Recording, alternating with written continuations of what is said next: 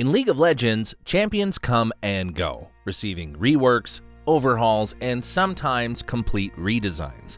But amidst this constant change stands a simple man with a big sword, a really big sword, virtually unchanged since his introduction in 2010. Can you guess who it is? Garen. His kit couldn't be more straightforward: run fast, silence enemies, spin to win, and execute with a massive sword from the sky. No skill shots, no resource management, just direct confrontation. It's this simplicity that's made him the poster child for brain-dead gameplay, which makes his survival all the more puzzling. While champions released alongside him have been completely reworked, Garen's core identity remains intact. How has this supposedly low-skill champion managed to outlive a decade of reworks? The answer reveals a fundamental truth about League of Legends that many players overlook. In a game that increasingly values complexity and mechanical skill, Garen's simplicity should have made him obsolete, necessitating a rework. Instead, it's become his greatest strength. You see, when players label a champion as low skill, they're usually referring to mechanical difficulty, how hard it is to execute their abilities effectively. Champions with skill shots, complex combos, or resource management are considered high skill, while point-and-click abilities and straightforward gameplay patterns are deemed low skill. But this one-dimensional view of skill misses something extremely critical. League of Legends isn't just about mechanical execution, it's about decision-making, positioning, wave management, and macro play. A mechanically simple champion like Garen doesn't let you bypass these elements, it forces you to master them. The distinction becomes clear when we look at how Garen plays. Without dashes, blinks, or complex escape tools, a Garen player can't rely on mechanical outplays to save them from poor positioning. Without resource management, they can't blame mana issues for losing trades. Without skill shots, they can't complain about hitboxes or lag when they miss. Instead, playing Garen successfully requires understanding lane matchups, knowing when to trade, managing the wave to maximize your passive healing, and recognizing exactly when you have the damage to all in an opponent. These are fundamental skills that apply to every champion in the game, not just Garen. In solo queue, this focus on fundamentals has kept Garen relevant at all ranks, even in high diamond and above. Dedicated Garen players can find success by mastering these core aspects of the game. While they might not have the mechanical flashiness of Yasuo or Zed, their superior decision-making and game knowledge allow them to consistently win games. This explains why Garen has maintained a healthy win rate for over a decade despite minimal changes to his kit. But there's another side to this story, one that seems to contradict everything we've just established. If Garen is so fine, why don't we see him in pro play? In the entire history of competitive League of Legends, Garen has barely registered as a blip on the radar. According to professional match statistics, Garen was picked only 6 times since the Season 1 World Championship and lost all of those games. Every single one. To put this in perspective, Braum, a support champion released years after Garen, has appeared in over 5,000 professional matches.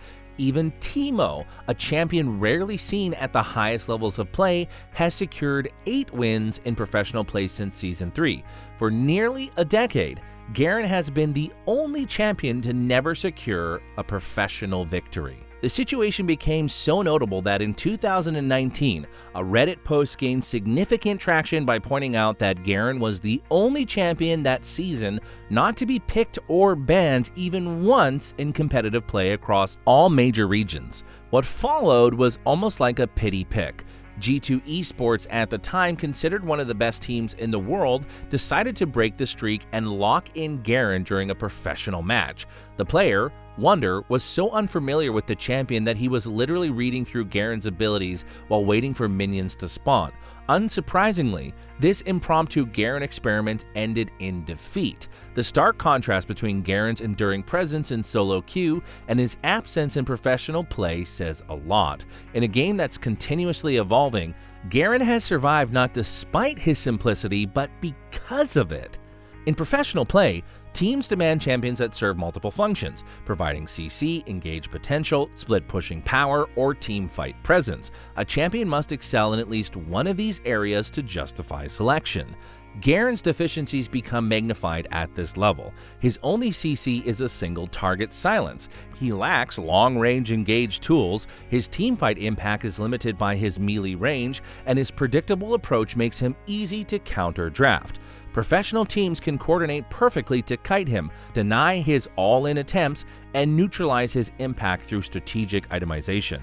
Most crucially, Pro play operates on a higher strategic level where versatility is second nature to players, and teams need champions that can adapt to multiple situations and provide options when playing from behind. Garen's straightforward approach, running at opponents while spinning and shouting, "Demosia!" isn't really that broken when compared to champions like Ambessa that can 100-0 you faster than you can comprehend. While Garen has largely been absent from professional play throughout League's history, there was one fascinating exception: the Garen-Yuumi bot lane meta of 2019.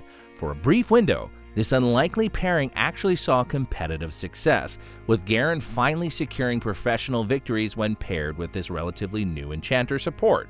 This combination worked because it addressed Garen's fundamental weaknesses.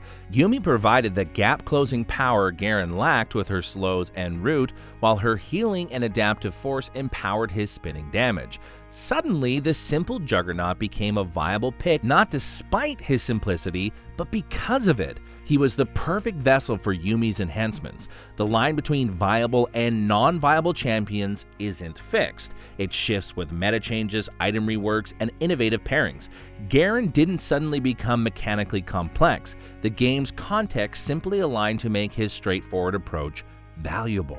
This dual nature, irrelevant in professional play until otherwise, yet consistently viable in solo queue, explains why Riot hasn't felt compelled to completely rework Garen despite his limitations at the highest level of play. But to truly appreciate this, we need to look at the champions who have undergone major reworks. Sion, a champion released around the same time as Garen, was completely reimagined in 2014. His original kit was a disconnected mess that included both AD and AP scaling without clear synergy. The rework gave him a cohesive identity as an undead juggernaut with clear strengths and weaknesses. Poppy, another old champion, received a complete overhaul in 2015. Her original kit included an ultimate that made her immune to damage from all but one enemy champion, a mechanic that was either overwhelmingly powerful or completely useless depending on the situation. The rework preserved her identity as a hammer-wielding Yordle while giving her a more balanced set of tools. Urgot went from being a ranged AD caster with an awkward kit to a terrifying bruiser with a clear identity and purpose. And Aatrox changed so dramatically that many considered him an entirely new champion rather than a rework. What sets Garen apart from these champions is consistency of purpose. From day one, Garen's identity has been clear. He's a straightforward juggernaut who runs at his enemies, silences them, spins around them, and executes them if they get low enough. His kit has always been coherent, with each ability serving a clear purpose that contributes to his overall gameplay pattern. The power creep in champion design has been a consistent trend in League. Newer champions consistently offer more tools, more flexibility, and more outplay potential than their predecessors. Champions like Kiana, Yone, and Viego dominate competitive play despite being relatively recent additions to the game. Their complex kits allow for more versatility, more adaptability, and ultimately more value in the hands of skilled players. Yet, Garen persists, maintaining a steady presence in the game across all skill levels of solo queue. His win rate has remained remarkably stable over the years, hovering around 50% in most patches. When he does spike in performance, it's usually due to item changes rather than his kit being inherently broken. Because in essence, mechanical complexity is just one dimension of skill. Knowledge, decision-making, and fundamentals are equally important to a player's success. This makes Garen valuable at all levels of play, from the newest player learning the basics to the dedicated one-trick pushing the limits of what the champion can accomplish. There are Garen mains who have reached the highest ranks of solo queue. Grandmaster, and even Challenger, proving that even a supposedly simple champion can be effective at the highest levels of individual play. But it's almost never a champion diff, but a win through superior macro, wave management, and game knowledge. This is perhaps why he remains so polarizing. For some players, facing a Garen is infuriating precisely because it feels like they're being beaten by someone who isn't trying as hard as they are. The Riven main who has spent hundreds of hours perfecting animation cancels might feel cheated when a Garen silences them, spins around them, and executes them with a point-and-click ultimate. This tension between mechanical skill and game knowledge is at the heart of League of Legends, and Garen sits right at the intersection of these two dimensions. So the next time you face a Garen and find yourself frustrated by his seemingly brain-dead playstyle, remember that his continued viability without major reworks is no accident. And as long as League of Legends remains a game where positioning, decision-making, and game knowledge matter, there will always be a place for champions like Garen who embody these core principles. Sometimes the simplest champion designs are the ones that stand the test of time, and as long as there are new players picking up League of Legends, there will be a place for the might of Demacia, bringing justice from above. If you enjoyed this analysis of Garen and League of Legends champion design, please take a moment to like this video and subscribe to the channel. I create content breaking down the game design concepts and competitive gaming strategies every week, and your support helps make it possible.